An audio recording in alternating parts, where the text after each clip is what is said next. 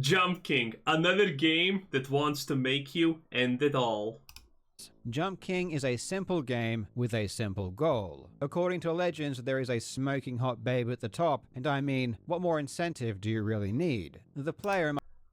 How hot are we talking about the babe here? Because, boys, as we all know, Einstein's fifth law of thermodynamics clearly dictates the hotter the babe, the worse the personality. And as we all know, this is a one-to-one correlation with there comes a point where hotness cannot substitute for a personality. So, before I do any of this, I want to know. I want to know the scales. I want to know the statistics here. Are we wasting our times already, or is the reward worth it? Must try to reach her by jumping his way through various terrains, obstacles, and settings. It's been described as one of the hardest games ever made, in the same vein as games like Getting Over It or Pogo Stuck. The entire point of the game is that it's hard. It will make you mad. You will fall, you will fail, and it's going to suck. As with other popular rage games, YouTube is full of clips from creators going ballistic after making a single mistake and losing all of their progress. Jump King is a very difficult game, but not because it's unfair or because the controls are bad, it's because the constant precision required is so high. You need to make hundreds of jumps to reach the top, and many of them need almost frame-perfect inputs to work. But to compensate, the player has an insane amount of control over Jump King's jumps, so if you do have the skill, it's a game you can eventually master. And it's games like this that are perfect breeding grounds for speedrunning competition. Hundreds of people compete in Jump King trying to reach the top in the quickest time, and for the past several years, murmurs have been stirring about doing something that up until very recently was considered impossible. Since 2021, the world record for reaching the top has only been a few seconds away from the 4-minute barrier. The idea of beating Jump King in under 4 minutes first began as a simple meme. That's pretty fast. That's actually way faster than I would have expected. Huh. No one seriously thought it could be done, but by 2023, the record was only 1 second away. 1 second isn't a long time, but in Jump King, it's an eternity. And after literally thousands of hours of attempts... Okay. We almost see the princess. Get ready, boys, because it's about time we judge. On the 23rd of March 2020... Relatively skimpy outfit, a blonde. Probably high heels. We see some jiggle physics. Probably worth it, yeah, probably worth it. Speedrunner Trimp became the first person in history to break the 4-minute barrier. Forget the 4-minute mile. The 4-minute jump... Okay, yeah. I mean, yeah, probably worth it. The bracelet, though, complete red flag, not gonna lie. But yeah, probably worth it, yeah. King is the most important and relevant 4-minute barrier that's ever been broken. I'm not joking when I say that Trimp's run of 3 minutes and 59 seconds is one of the most precise speedruns ever done. And in today's video, we are going to learn why this new record is so special, what made 4 minutes so difficult to beat, and why Jump King speedruns are some of the toughest and most challenging you could ever do. I really hope you enjoy. Now, Okay. Legends, today I am here to dispel a disgusting stigma that's been haunting me for my entire life. We For don't yourself, it looks really basic. The aesthetic is of a simple platformer, and all you have to do is make it to the top without falling down. But it's not until you play the game that you realize things aren't what they seem. For some reason, while these jumps look easy and straightforward, they are immensely difficult to do. The reason is because the jump mechanic in Jump King has many more iterations than in standard platformers. In most games, a character may only have 1 or 2 jump variations, depending on how long you hold the jump button for. There might be a low jump if you just tap the jump button, and a high jump if you hold the jump button down. So jumping height is very easy to control. In Jump King, there are 35 different iterations of jump height, and the height of the jump will differ down to the individual frame. In practice, if you hold the jump button, Jump King will prepare to jump. If you continue to hold the jump button down after 35 frames, Jump King will automatically jump at the maximum height. If you release the jump button before 35... Bro has giant legs. He never skips leg day, which is awkward, not gonna lie, because that's the thing that you always skip, don't you? Frames have passed, the height will be determined by the amount of frames the jump button was held for, and once Jump King has jumped, the player loses all control until he lands again. Jump King runs at approximately 60 frames per second, so 35 frames is only a bit more than half a second. Having 35 different possible jump heights within a half a second period means that it's very, very difficult to consistently control Jump King's height for most people. If they are just a few frames, this game would probably be easy for me, but I'm not gonna try because I am really good at counting seconds. I do it for fun, you know, microwave. 1 minute, 1, 2, 3, 4, 5, you know, like that. I am really good at counting seconds, so I'm already trained for this, boys. No problemos. frames off, he will either jump too high or too low, and he will inevitably fall. And the game is designed in such a way where there are many jumps that require a high level of precision. But while the game already requires precise play just to complete, speedrunning is where things get taken to the extreme.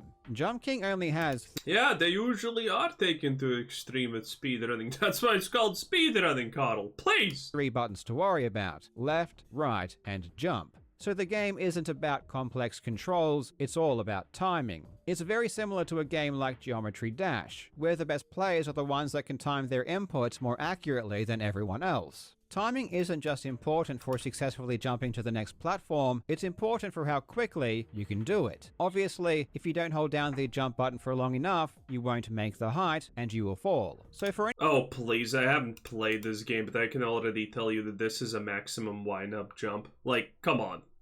You won't make the height. Or a 95% wind-up jump. And you will fall. So for any particular jump, there is a number that represents the minimum amount of frames you can hold down the jump button and still make it up. Theoretically, this is the optimal number, because any frame after this point is wasted in not moving while Jump King prepares to make the jump. Beyond that, in many circumstances, holding the jump button down for longer than you need to also loses time because you will jump higher, and thus remain in the air for longer. And you can't start preparing for the next jump until you land.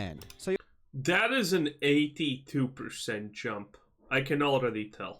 You actually lose time twice. Once in the fact that you could have jumped earlier, and twice in the fact that now you're stuck in the air for longer than you needed to be. If you're jumping back and forth between left and right, the mistakes compound. Because if you jump more than you need to the right, now you have to make up that distance back to the left, or you won't make the next jump. Which means for the second jump, you again need to hold down the jump button for longer to compensate. A single frame. So what he's effectively saying is a tool-assisted speedrun is the unbreakable best that can ever be achieved in this game. There is only one perfect speedrun for this game, and the first person to get it gets it, and no one else can ever claim it. Well, they can't claim it, but they're going to be the second one to achieve it. So, this is a 100% perfect speedrun opportunity, which is kind of crazy. Makes a big difference. If you hold down the jump button for a single frame longer than you need to, you end up losing approximately 1/10 of a second, which is around 6 frames. So over the course of a full run, which involves hundreds of jumps, you can see how easy it is to lose multiple seconds just because some of your jumping was only a 60th of a second off. Another way you could try to fix suboptimal jumping is by simply walking back into the correct position once you've landed. And in the older records, you'll find plenty of instances where they walk Jump King after landing to put him into the desired location for the next. Walking this distance alone is what?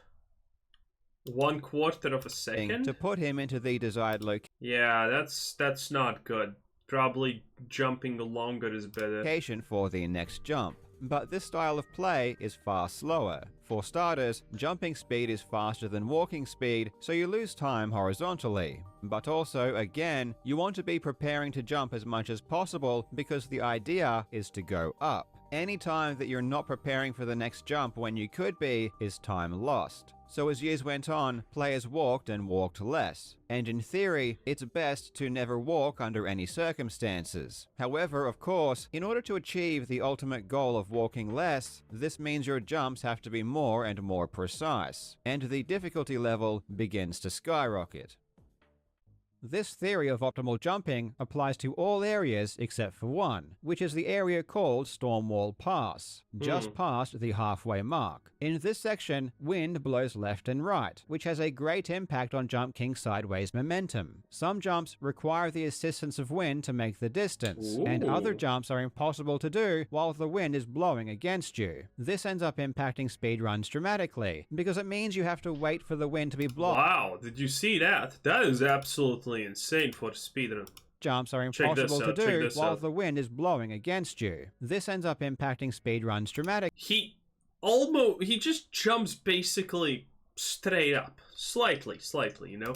And then the wind just moves him that much. Means you have to wait for the wind to be blowing in the correct direction. The wind works on a cycle, which begins when you first load into a game. The wind will blow to the left for 6.5 seconds, and then blow to the right for 6.5 seconds. This creates a 13-second cycle, and because many jumps in this area require the wind to be blowing in the correct direction, it means that if you miss a cycle, you have to wait for the next one. So, this essentially means if someone makes it to the #1 position in speedrunning, if they had the perfect start, people need to restart if the cycle is bad for the win when they get up there. Which is not good. Kind of funny though. Ultimately, this means that if you reach this area faster and catch an earlier cycle, you can reach the top 13 seconds quicker. Back in the early days of Jump King speedrunning, there was a particular cycle that people assumed was the quickest you could catch, and this was called a 1 cycle, because it was the first available. At the beginning of 2020, the world record was 4 minutes and 33 seconds held by Cookie Crisp. But then Cookie Crisp did something incredible and was so quick through the first half that he managed to enter Stormwall Pass 1 cycle earlier than anyone had before, and he was able to achieve a new record of 4 minutes and 26 seconds. You can see that on his old record, the time is exactly 13 seconds slower leaving that area. Now, that doesn't mean you're going to reach the very top 13 seconds faster, however, because you obviously still need to make no mistakes. This was the first time in history anyone had managed to catch the faster cycle, and so the nerves would have been extreme, and Cookie Crisp took the end very safely, just to ensure that he could at least finish the run without falling and get a new record. Instead of renaming this new faster cycle a 1 cycle and moving everything else down, they decided just to subtract 1 and call it a 0 cycle. By March 2020, very creative speedrun community, as always. Pitch perfect creativity.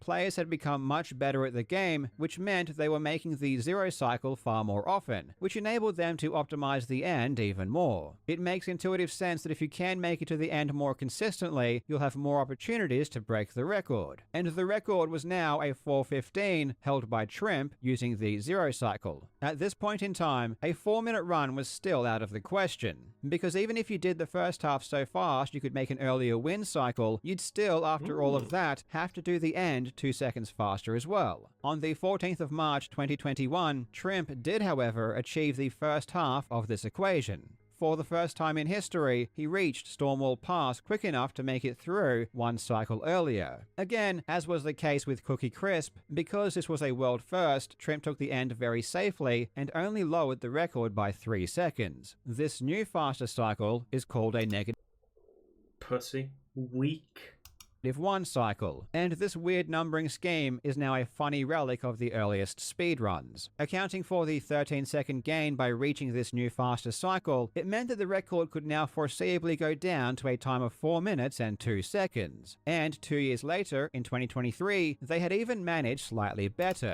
You know what's gonna be the funniest part, by the way, about this game? When someone really perfects it down, it's gonna come to rooms like this. Well, actually not rooms like that specifically, but you know, other rooms where you can hit other objects and bounce off them. What is the actual optimal pattern? For example, here, maybe it's actually jump here, jump in here, hit the head, and you know, do it like that. Who knows? I'm pretty sure no one has actually seen which timings are here the best, because it's kind of pointless at the moment. slightly better, with the record now sitting at 4 minutes and 1 second. But this is where things get exponentially more difficult. Unlike the 0 cycle, catching a -1 cycle never became easy. The route had essentially been solved by this point, meaning there was no new strategies to implement. The only way to gain time was just to basically be more precise with your inputs. Presently, over 1,000 people have submitted speedruns to the leaderboards, and only the top 16 players have ever caught this fastest cycle. The best players still need to grind hard for each and every opportunity to reach the second half. And that's been the difficulty for the past 3 years, because not only is it almost impossible to do the end quick enough to finish in under 4 minutes, but just getting a chance to do it in a run doesn't come very often. To give you an idea about what kind of precision is required for a sub 4, we can look at the tower section just before we reach the top. In order to not lose a significant amount of time, which would make sub 4 impossible, the player must perform 13 consecutive frame-perfect jumps. And again, this is at around 60 frames per second. Because of the geometry of Carl really uses frame perfect a little bit too much. This is not frame perfect, you know. If there's 36 different types of jumps that you can do in a second, this is not actually frame perfect. You literally have like 5 frames probably in between that you can hit to get the landing correctly anyway. So I don't know exactly how he means, but this does not look like frame perfect. Not sure. Maybe it is. Maybe I'm mistaken something. But I'm pretty sure this does not require to be frame perfect for the jumps to get up. And most likely these are not the frame perfect jumps to actually do it optimally. Of the platforms, if you are a single frame late on any of these jumps, you will lose up to 1/3 of a second, which is time you simply cannot afford. And this is just one single 10-second stretch, which just happens to be right before the very end. Oh, well, that looked kind of frame perfect, though. So you can imagine the nerves at this point of the run as well. At the beginning of 2024, things really started to heat up, as 2 runners in particular, Trimp and Kasu, started trading world records, and by March, both players were within a second of sub 4. In fact, by mid-March, the world record was sitting at 4 minutes and 6/1000ths of a second, held by Trimp, less than a single frame away from the 4-minute barrier. This led to one of the most heartbreaking fails I've ever seen in speedrunning. On the 22nd of March, Trimp made it to the very end screen easily on sub 4 pace. And by easily, I mean he would be able to scrape under by a couple of frames. Ooh, is this it? At the end, he made the large jump to the top as players do, and then a smaller jump to reach the end zone. But he landed a single pixel short, and thus the game didn't end. And in this screenshot, you can see Jump King just standing there with the timer showing 3:59.8. Now what's funny is that all Trimp had to do was hold right, and he simply would have walked over the finish line and gotten the world's first sub 4. But for some dude, he probably started celebrating a little bit too early there. That is hilarious. That is actually hilarious. Reason, he thought his jump was big enough, so he didn't even bother holding right. It's the speedrunning equivalent of celebrating too early. Thankfully, this story does have a happy ending, when the very next day, Trimp made it to the top once again on sub 4 pace. And this time, he wasn't going to make the same mistake twice. And on the 23rd of March 2024, Trimp beat Jump King and reached the Smoking Hot Babe in 3 minutes and 59.989 seconds. Ooh, a single damn, that is close. Frame below 4 minutes. Personally, I had never played Jump King, so when I first heard about Trimp's sub 4, I didn't look at that. 0.11. Damn. Understand why 0.011. this run was so incredible. But as I tried to play the game for myself, and I learned about the mechanics, it became immediately obvious that this speedrun is a massive accomplishment. While the run is brief, it requires near-perfect timing and precision the entire way through, and it's a level of precision that makes me wonder how it's even humanly possible. I've been in the speedrunning scene for 25 years now, and I still get surprised at the level of skill and mastery that top players are able to achieve in these games. And it never ceases to amaze me. True. People who dedicate a lot of time to this become kinda extraordinary in some respects. A huge congratulations to Trimp for the... Yeah, you see this. This is what I think. Has anyone figured out actually the optimal jump route here to hit themselves? I don't know. run. I will put a link to the full thing in the description. Thank you so much for watching, you Well, anyway, that was Carl. Carl Jobst. Too bad the drama ended with him. That was kind of funny. But, well, anyway. Bye-bye.